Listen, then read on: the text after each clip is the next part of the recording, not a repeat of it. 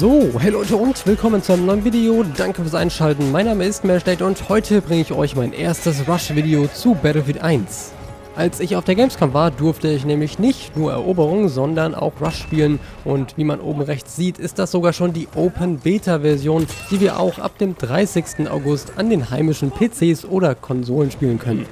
In der Open Beta wird es auch Eroberung und Rush auf Sinai Desert zu spielen geben. Gespielt haben wir dort in Rush übrigens auf 24 Slot-Servern. Rush ist ja eigentlich nichts Neues, zumindest für Battlefield-Spieler, aber in Battlefield 1 wurde Rush etwas anders gestaltet. Im Grunde ist es immer noch wie in den vorherigen Teilen der Serie mit einer besonders interessanten Änderung. Verteidiger können sich nämlich jetzt etwas einfacher oder zumindest etwas besser wehren, indem sie die neuen Artillerieangriffe starten. Das Ganze habe ich leider nicht im Gameplay und kann es deshalb nicht zeigen, aber wenn man die Beta spielt und das Ganze mal ausprobieren will, dann geht das wie folgt. Als Verteidiger geht man nämlich einfach zu einem der Sendetürme, also dem Ziel, das man verteidigen muss. Dort hält man dann die E-Taste auf dem PC oder die entsprechende Interaktionstaste auf dem Controller und es wird ein Angriff auf markierte Gegner gestartet. Ich weiß leider nicht, wie oft das pro Turm geht oder ob da irgendwie ein Countdown, Cooldown, was auch immer drauf liegt. Also stellt auf jeden Fall sicher, dass ihr möglichst viele Gegner markiert habt, bevor ihr den Angriff startet, denn ansonsten bringt der Angriff selbstverständlich nicht so viel. Abgesehen von den Neuerungen mit dem Artillerieangriff und den Sendetürmen statt MCOMs ist Rush immer noch der euch vertraute Modus, der ursprünglich mit Bad Company vorgestellt wurde. Es geht also darum, entweder als Verteidiger oder Angreifer seinen Job zu erfüllen. Dieser Job besteht als Angreifer darin, die Ziele zu erreichen und eine Sprengladung zu platzieren. Sobald das getan ist, muss man die Ziele für ein paar weitere Sekunden verteidigen, denn die Verteidiger können diese Sprengladung, die von euch platziert wurde, jederzeit entschärfen. Squadplay oder Teamplay ist in diesem Modus so wichtig wie in jedem anderen Battlefield-Spielmodus oder vielleicht sogar noch etwas wichtiger. Versucht also immer mit ein paar Teammitgliedern in der Umgebung eines Ziels zu sein, bevor man die Ladung scharf macht, denn es bringt euch nicht wirklich viel, die Ladung einfach zu platzieren, aber sie dann nicht verteidigen zu können, weil zu viele Gegner auf euch zukommen und euch dementsprechend überrennen.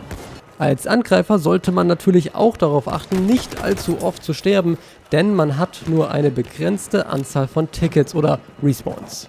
Wenn alle Tickets aufgebraucht sind, dann hat das angreifende Team automatisch verloren, sofern keine eventuell siegbringende Ladung noch aktiv ist. Sprich, wenn eine Sprengladung platziert wurde, die jetzt auch noch aktiv ist und jetzt zufällig alle Tickets aufgebraucht sind, geht das Spiel noch etwas weiter.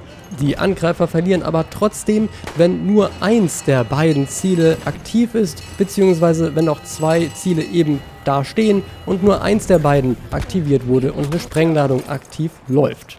Sollte aber nur noch ein Sendeturm übrig sein und da ist jetzt die Sprengladung dran, dann habt ihr noch die Chance, das Spiel zu gewinnen. Sollte dieser Sendeturm oder die Sprengladung an dem Sendeturm jetzt aber natürlich dann deaktiviert werden, ist das Spiel dementsprechend aus.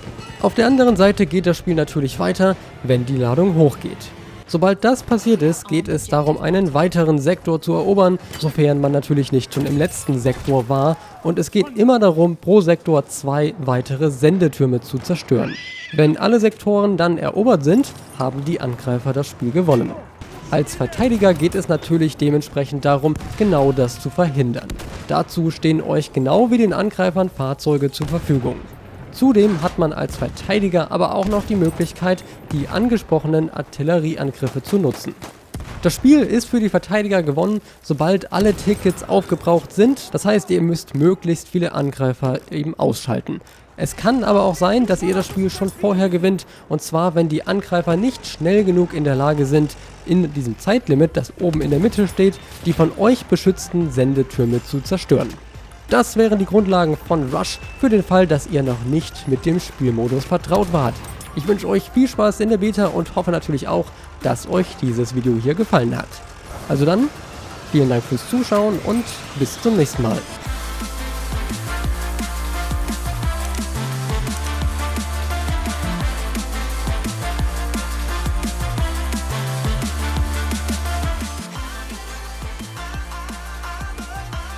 Rush, rush, rush, rush, rush, rush, rush.